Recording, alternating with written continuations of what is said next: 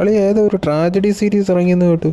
വളരെ ഇൻട്രസ്റ്റിംഗ് ആയിട്ടുള്ളൊരു സീരീസ് ഉണ്ട് ആ ഒരു തീമിൽ. ഇപ്പോൾ അടുത്ത് തന്നെ OTT റിലീസായ നെറ്റ്ഫ്ലിക്സിൽ അവൈലബിൾ ആയിട്ടുള്ളൊരു മിനി സീരീസ് ആണ്. അതായത് 4 എപ്പിസോഡേ ആ ഒരു സീരീസിനുള്ളൂ. സോ വളരെ ഇൻട്രസ്റ്റിംഗ് ആയിട്ടുള്ള ഒരു സ്റ്റോറി ലൈനാണ് ആ ഒരു സീരീസിൻ്റേത്. മെയിൻ പ്ലോട്ട് എന്താ? സീരീസിന്റെ സ്റ്റോറി പറയുന്നത് റിസോർട്ടിൽ ആ ഒരു വെക്കേഷൻ ടൈം സ്പെൻഡ് ചെയ്യാനായിട്ട് ഒരു ഫാമിലി വരുന്നു. ആ ഒരു ഫാമിലിയുടെ ഇൻസൈഡിൽ നടക്കുന്ന പ്രോബ്ലംസ്, അതുപോലെ തന്നെ റിസർച്ചേഴ്സ് ഈ നാച്ചുറൽ ഡിസാസ്റ്റർ, അതായത് ഈ ഒരു നാച്ചുറൽ ഡിസാസ്റ്ററിനെ കുറിച്ച് അറിയുന്നു, ആ ഒരു വോൾക്കാനിക് ഇറപ്ഷനെ കുറിച്ച് അറിയുന്നു. സോ അതിനെ തുടർന്നുണ്ടാകുന്ന അവരെ അതൊരു ഗവൺമെന്റിന്റെ അടുത്ത് എത്തിക്കാനുള്ള അവരുടെ സ്ട്രഗിൾസും കാര്യങ്ങളും ഒക്കെയാണ് ഈ ഒരു സീരീസിന്റെ മെയിൻ സ്റ്റോറി ആയിട്ട് വരുന്നത്. നിനക്കിതിൽ ബെസ്റ്റായിട്ട് തോന്നി എന്തുവാ? പോസിറ്റീവ് എന്ന് പറയുന്നത് ഫെഡറിക് എന്ന് പറഞ്ഞൊരു ക്യാരക്ടറുണ്ട് ഈ ഒരു സീരീസിൽ. സോ ആ ഒരു ക്യാരക്ടർ പോകുന്ന സ്ട്രഗിൾസും അവർ ആ നാച്ചുറൽ ഡിസാസ്റ്റർ ഉണ്ടാകുന്ന ടൈമിൽ ആ പെർഫോമൻസ് ഒക്കെ എടുത്തു പറയേണ്ടതാണ്.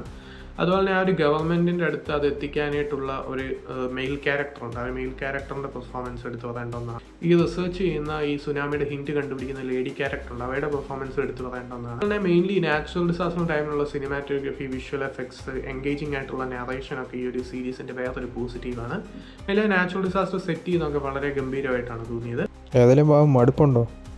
നെഗറ്റീവിനെ കുറിച്ച് പറയുകയാണെങ്കിൽ നെഗറ്റീവ് ഇല്ലാതില്ല. കാരണം ലോജിക്കൽ ലൂപ്പ് ഹോൾസ് ഒക്കെ ഈ ഒരു സീരീസിൽ ലാസ്റ്റ് വരുന്നുണ്ട്. സോ അതൊരു നെഗറ്റീവായിട്ടാണ് തോന്നിയത്. പക്ഷേ എന്നാലും നമുക്ക് വാച്ചബിൾ ആയിട്ടുള്ള ഒരു നൈസ് സീരീസാണ് ഈ ഒരു ലാ പാമ എന്ന് പറഞ്ഞൊരു സീരീസ്.